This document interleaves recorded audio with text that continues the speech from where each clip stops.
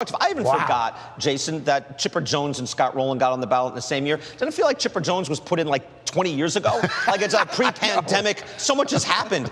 But they got on at the same time. And people have always said, like, oh, well, Mike Schmidt got in, George Brett, Wade Boggs. I'm like, these are the greatest third basemen in history. Right. Yes, they got in. I think we're getting closer to a proper representation. Well, I think we are, too, especially because Adrian Beltre, I'm sure, will get elected next year.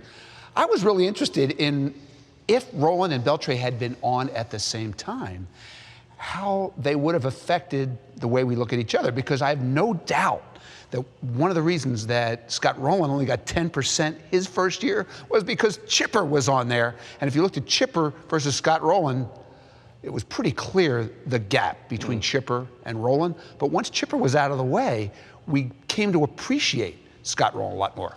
And now, Jason and Brian, we see this great generation of third basemen coming up. Pretty soon, this hall will have many plaques of third basemen. Obviously, soon is a matter of speaking. But here are the current players at that position: Arenado, Machado, and Jose Ramirez.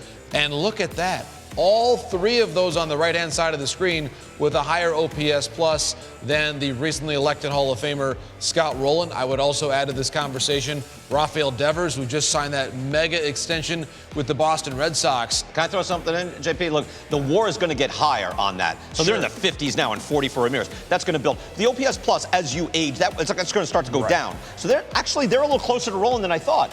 Kind of points out how good of a hitter Rowland was. Because you think of Machado, Ramirez, and Arenado, these guys are killers. It's a great point. Rowland, for his career, is hitting not far away from them. It's a great point, Brian. And you talk about the age-related diminishment you often see in the OPS plus. No matter what, we're really having a treat of a lot of great third basemen right now in the major leagues.